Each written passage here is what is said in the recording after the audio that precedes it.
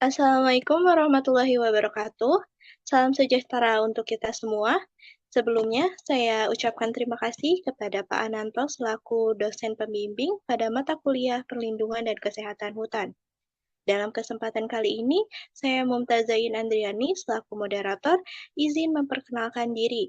Kami dari kelompok PKH 1C akan mempresentasikan hasil diskusi kami mengenai pengamatan penyakit embun jelaga dan gangguan biotik yang disebabkan oleh rayap dan hama ulat daun pada pohon Acacia auriculiformis dalam bentuk infografis. Adapun anggota kelompok kami, yaitu saya sendiri, Mumtazain Andriani, dan juga Kevin Jagor Anandija Damanik sebagai ketua kelompok, dan juga ada Elin Dewi Safitri, Vina Nailatul Izah, Pridia Deandra Mirdiawan, Elsya Risma Nurfaizah, Ika Nur Safitri, Melody Putri Ramadhani, dan yang terakhir Fernanda Syahda Krisna. Adapun susunan presentasi yang akan kami jalani, yaitu yang pertama pembahasan mengenai gangguan biotik oleh rayap, yang dimana terdapat definisi rayap dan pengendaliannya. Yang kedua, gangguan biotik oleh hama ulat daun, yang terdapat definisi hama ulat daun dan juga pengendaliannya. Yang ketiga adalah pembahasan mengenai penyakit embun jelaga dan juga pengendaliannya. Dan yang keempat atau yang terakhir, yaitu penjelasan hasil pengamatan yang telah kami lakukan. Untuk susunan presentasi yang pertama, pembahasan gangguan biotik oleh rayap akan dijelaskan oleh Saudari Elin Dewi Safitri dan juga Saudari Melody Putri Ramadhani. Kepada Saudari yang bersangkutan, waktu dan tempat kami persilahkan. Baik, terima kasih atas waktunya.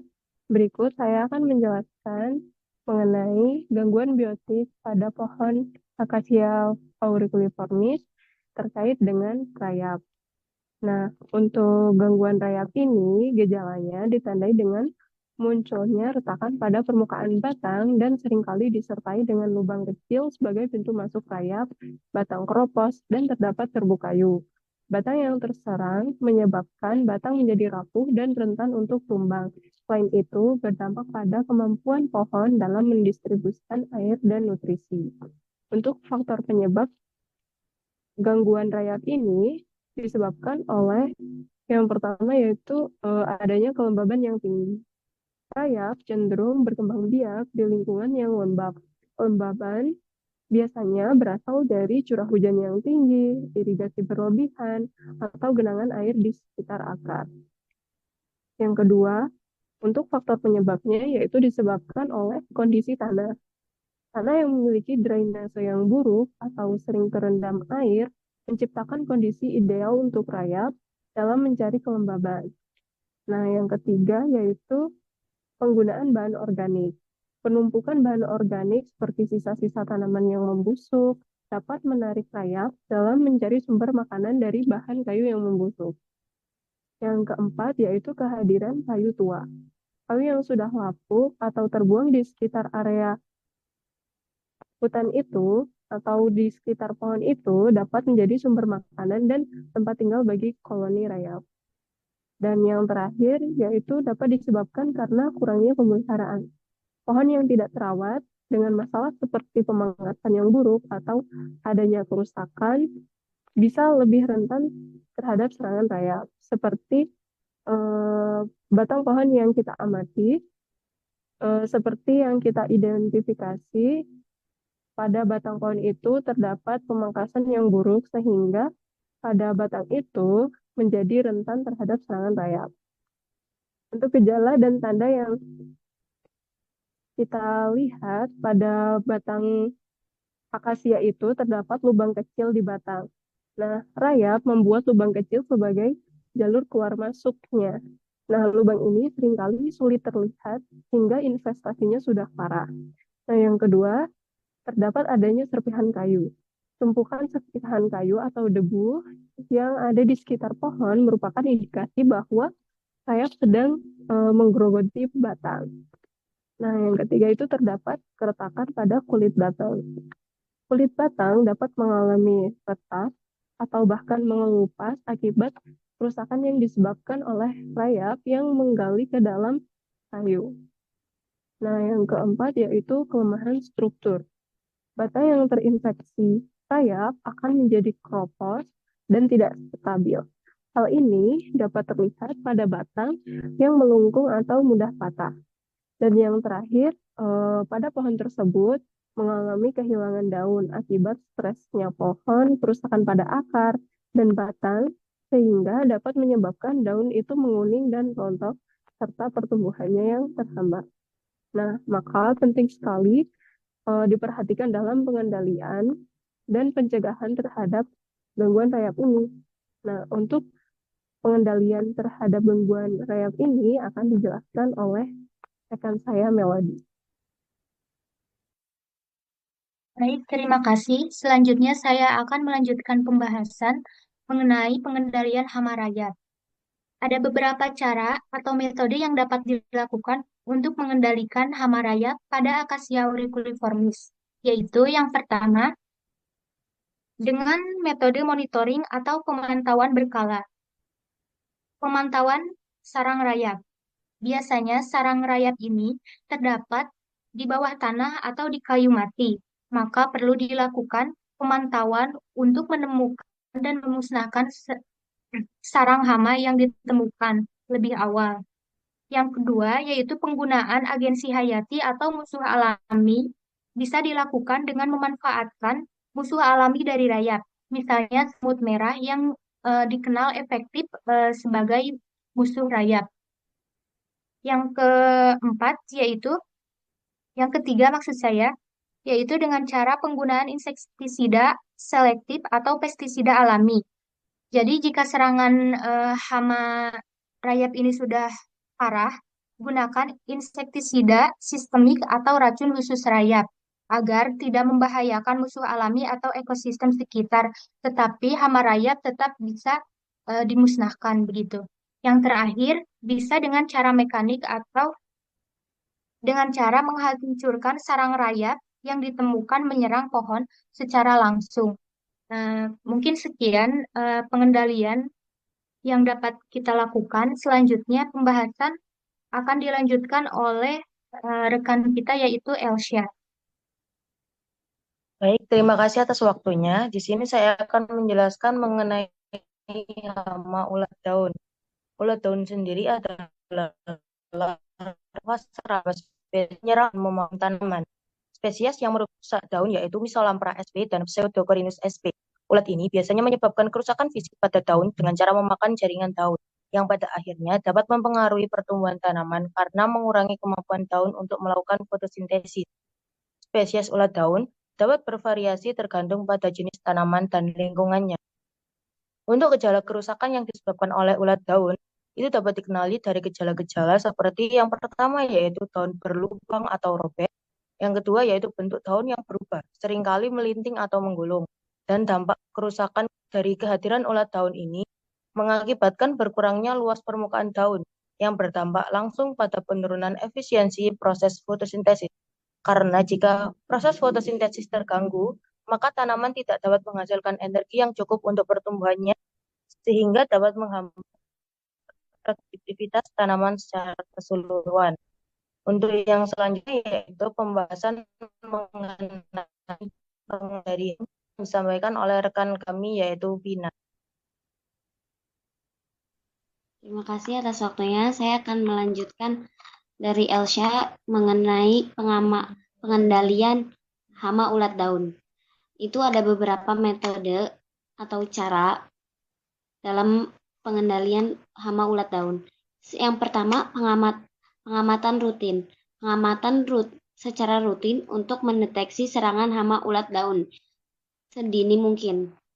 Terus yang kedua, pengendalian mekanik. Pengendalian mekanik itu jika hama ulat daun masih ringan. Kita bisa mengambil telur ulat atau kepompong ulat daun. Terus yang ketiga, penggunaan insektisida itu dengan insektisida biologis bisa berupa bakteri seperti Bacillus thuringiensis atau jamur seperti Beauveria bassiana. Terus yang keempat, penggunaan pestisida nabati itu menggunakan pestisida dari tanaman seperti daun mimba, akar tuba, atau jengkol. Yang kelima, pengendalian hayati. Itu kita bisa memanfaatkan musuh alami ulat daun seperti parasitoid, predator, dan patogen. Yang keenam, itu pengendalian terpadu. Kita dengan mengatur pola tanam, seperti bergilir tanaman, mengatur waktu tanam, dan menanam serentak. Yang ketujuh, penggunaan varietas tanah. Bisa menggunakan varietas tanah yang tahan terhadap ulat daun. Segitu saja pengendalian hama ulat daun yang bisa saya jelaskan. Saya kembalikan kepada moderator. Baik, terima kasih kepada para pemateri atas materi yang disampaikan. Selanjutnya yaitu pemaparan materi mengenai penyakit embun jelaga dan pengendaliannya oleh Saudari Ika Nur Safitri dan Saudara Kevin Jagor Anandija Damanik. Kepada saudari dan saudara, waktu dan tempat saya persilahkan. Baik, terima kasih atas kesempatannya. Saya akan melanjutkan terkait penyakit embun jelaga yang menyerang pada pohon akasia auriculiformis.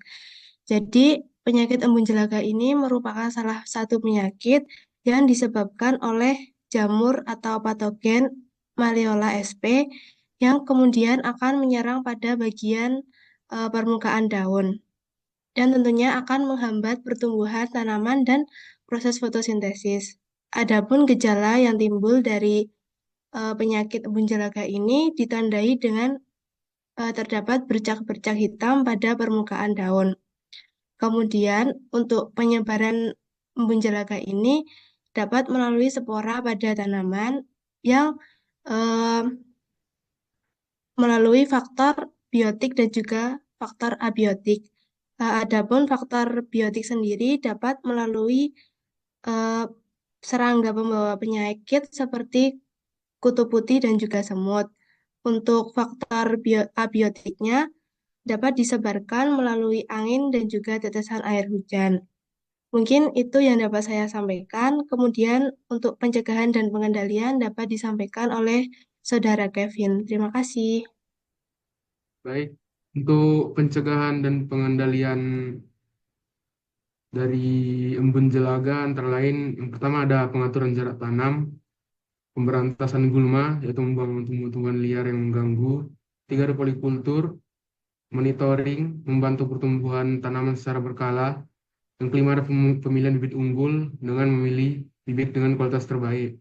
Yang keenam ada pemangkasan daun terkena embun untuk mencegah penyebaran penyakit tanaman. Yang ketujuh ada jelaga, partikel karbon yang menghalangi fotosintesis tanaman. Ke-8 ada thinning. Dan yang ke-9 menggunakan fungisida untuk mengendalikan penyakit tanaman yang disebabkan oleh jamur. Mungkin itu saja, saya kembalikan ke moderator. Baik, terima kasih kepada para pemateri.